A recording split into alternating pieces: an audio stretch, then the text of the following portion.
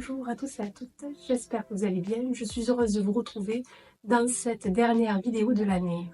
C'est avec beaucoup de plaisir que je partage ce moment pour clôturer 2024. Aujourd'hui, je vous propose de prendre du recul et d'analyser ce qui vous a fait du bien, mais surtout ce que nous pouvons améliorer.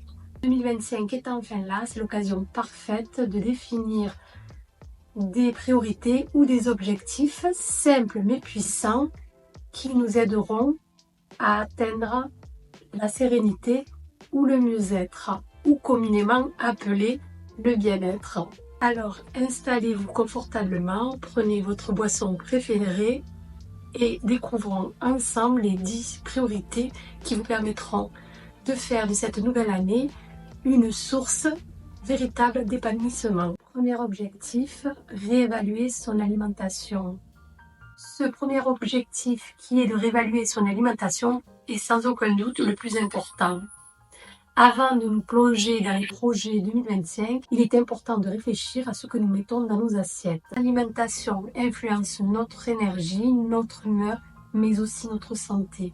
Ainsi, pour évaluer votre alimentation, pas besoin d'énormes changements drastiques, mais simplement d'ajustements qui peuvent avoir un énorme impact sur votre bien-être. À savoir privilégier les aliments locaux et de saison, réduisez les aliments transformés industriels et remplacez-les par du fait maison. Misez sur des protéines de qualité et indispensables pour préserver votre masse musculaire. De la viande blanche, des œufs, du poisson gras ou encore des protéines végétales.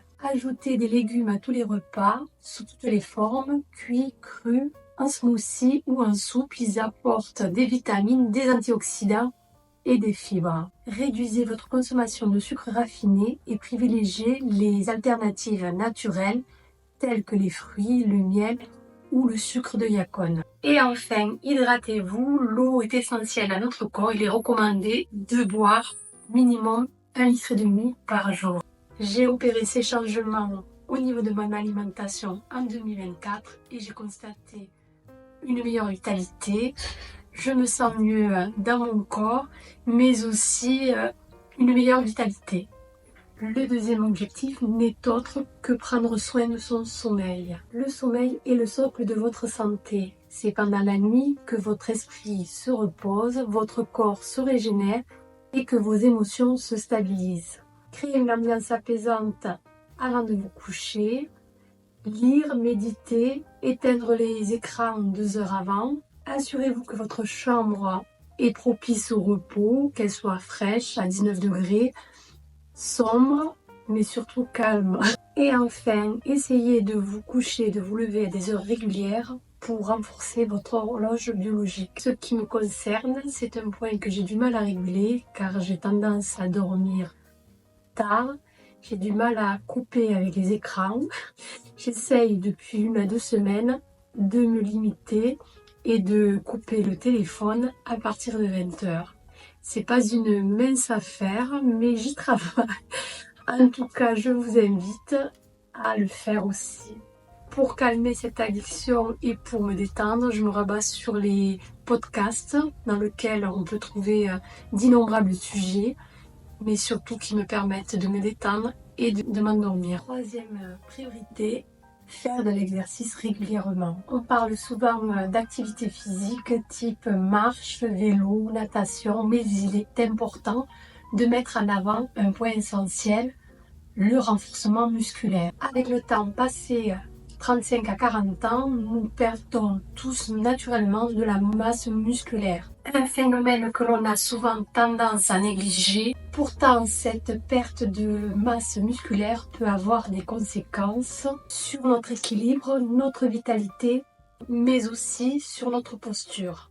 Ainsi, le renforcement musculaire pratiqué même de façon modérée après 40 ans permet de préserver votre tonus, de renforcer vos articulations afin d'éviter les douleurs chroniques, mais aussi de stimuler le métabolisme qui permet de maintenir un poids de santé stable. Pour ma part, en ce moment, j'ai débuté la muscu depuis 2 mois. J'avoue que ça n'a pas été une chose facile. en sachant que nos générations n'allaient pas dans ces endroits, mais j'avoue que je me sens beaucoup plus tonique, je me sens beaucoup plus énergique, je dors mieux et je commence à avoir des changements au niveau corporel. De par cette expérience, je vous invite à faire de la musculation ou des exercices via YouTube. Il y a une pléthore de vidéos à ce sujet, avec ou sans poids, ou au poids du corps. Cela peut être bénéfique pour vous et pour votre santé. Quatrième point, gérer votre stress. Nous vivons dans un monde où le stress est omniprésent, mais il est indispensable d'apprendre à le gérer. Pour cela, prenez le temps de pratiquer des exercices de respiration, de méditer ou alors de faire une longue marche dans la nature.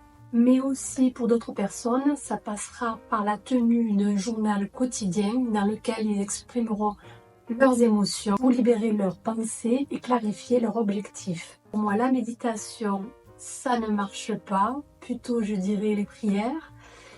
La tenue d'un journal, j'ai essayé, ça tient quelques jours et puis après je n'y tiens pas. Moi, ce qui marche le mieux, c'est de me ressourcer dans la nature avec les bruits des chants des oiseaux, des fleuves qui coulent, des insectes qui chantonnent. Non mais je rigole, mais moi ça me ressource. Après, j'évite de prendre des AirPods parce que je trouve que ça coupe des bruits de la nature et finalement on se ressource un peu moins dans la musique. Je préfère dans ces environnements vraiment avoir les bruits de la nature. Trouvez ce qui vous ira. En tout cas, vous avez beaucoup de solutions pour essayer de trouver un exutoire à ce stress. Cinquième objectif, se simplifier le quotidien. Parfois, se simplifier le quotidien peut alléger notre esprit. L'idée, c'est d'alléger vos journées. Cela commence par une meilleure organisation. Simplifiez vos tâches, hiérarchisez ce qui est important et laissez de côté ce qui peut attendre. En réduisant vos choix, vous réduisez votre stress et gagnez en sérénité. Vous pouvez automatiser certaines routines comme préparer des repas en avance tels que le batch cooking ou le meal prep. Plus vous vous libérerez de certaines petites tâches, plus vous pourrez concentrer votre énergie sur ce qui compte vraiment. Sixième point, s'entourer de personnes positives. Les relations jouent un rôle essentiel dans notre bien-être. Entourez-vous de personnes bienveillantes qui vous entourent et qui vous soutiennent. Ces énergies positives vous aideront à avancer et à rester motivé même dans les périodes les plus difficiles. Le septième point est ma foi très important, prendre soin de soi. Ne négligez jamais les moments rien qu'à vous. Qu'il s'agisse de lire, de méditer ou simplement de se détendre, ces moments sont essentiels pour recharger vos batteries. Ils vous permettent d'affronter le reste de votre journée avec beaucoup plus de sérénité. Septième point, être bienveillant avec soi-même. Soyez douce avec vous-même, arrêtez de vous juger durement, célébrez les petites victoires et acceptez vos petites imperfections. La bienveillance envers soi-même est un pas fondamental vers une vie beaucoup plus sereine et épanouie. Voilà pour ces 7 priorités simples qui peuvent changer votre année 2025. Prenez le temps de les intégrer à votre rythme, mais surtout faites-vous confiance. Chaque petit pas compte. Merci à vous toutes de m'avoir accompagné tout le long de cette année.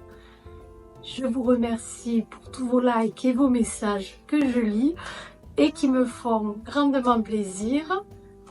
Merci à vous toutes de m'avoir accompagné tout le long de cette année, de m'avoir suivi. Je vous souhaite une merveilleuse fin d'année. Prenez soin de vous. On se dit à l'année prochaine pour découvrir de nouvelles recettes, mais aussi des conseils et plein de nouveautés.